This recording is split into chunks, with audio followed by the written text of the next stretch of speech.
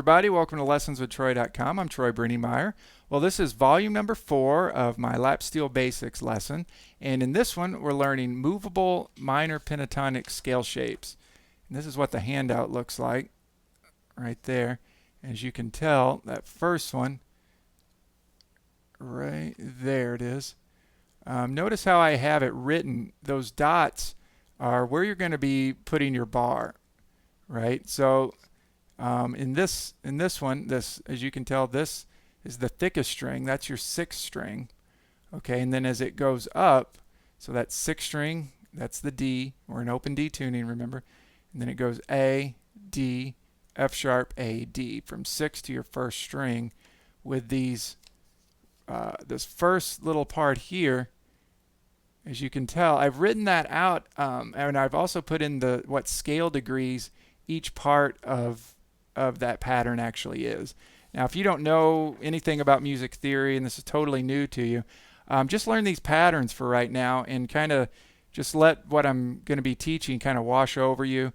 And you know, as you get better and as you want to learn more about music theory, you'll probably understand some more of what I'm talking about with the different scale degrees, the minor third, the flat 7, the 5th of the scale, and all that. But what's really important is learning these scale shapes.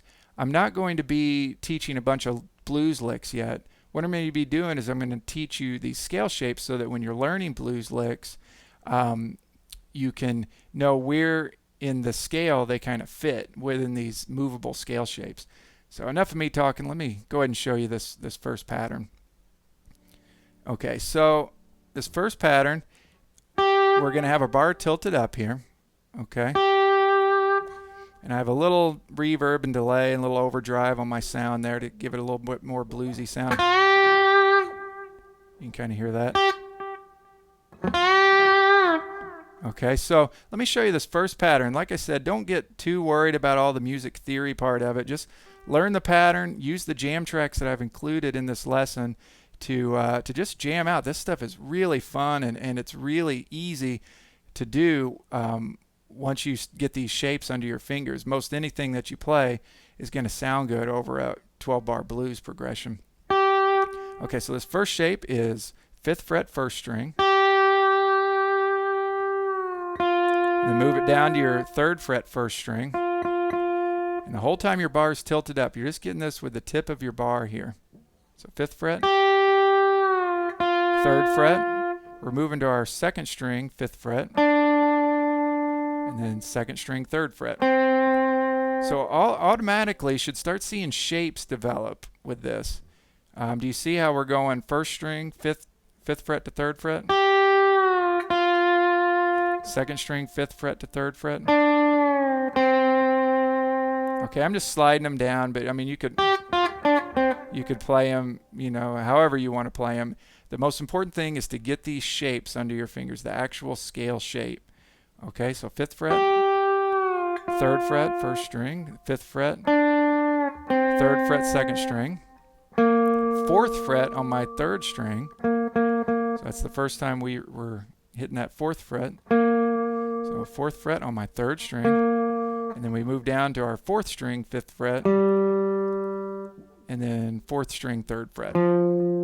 So most everything in this particular pattern is going from 5 to 3, except on your third string there, we go to our 4th fret. So here we go. 1st string, 5 to 3. 2nd string, 5 to 3. And don't worry about your right hand right now. I'm just kind of using mostly all thumb except for that 1st string. 3rd string, 4th fret. 4th string, 5th fret. 4th string, 3rd fret. And when you put all that together and you try to make it sound smooth, we're starting on our 5th fret 1st string, and we're going to let's end on our 5th fret 4th string. And that'll be the full scale there, the full minor pentatonic scale.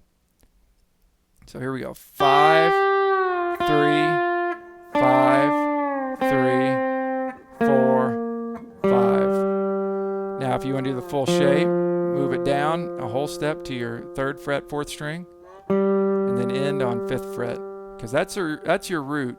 And speaking of that, if you look at that handout there, you can see where it has an R and sometimes I have a -7, a -3. What all that means is R means root. So in this particular scale shape, we start with the root here if we're going to play it starting higher and going lower, which I like to do with a lot of these scales. So we're starting with that root there on our first string.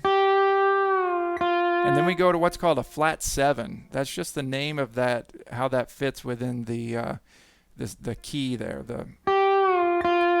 Normally in a major key or a major scale, you have a major 7th going, which is a half step behind the root. That's way too happy. We don't want that. We want a flat 7 when we're playing the blues. And a flat 7 is a whole step, or there's a fret in between from my root to my minor 7th. Okay, and then 5 means the 5th of our scale. It doesn't mean fret or anything, those dots. So we're going root, flat 7, 5th, 4th, and -3 means a minor 3rd. And that's the other thing. We don't want a major 3rd when we're playing this particular kind of blues. We want to flat that 3rd. A major 3rd's way too happy. We want that minor 3rd in there. And then root, then minor 7, back to root. I'll play that a few times just to get it in your head.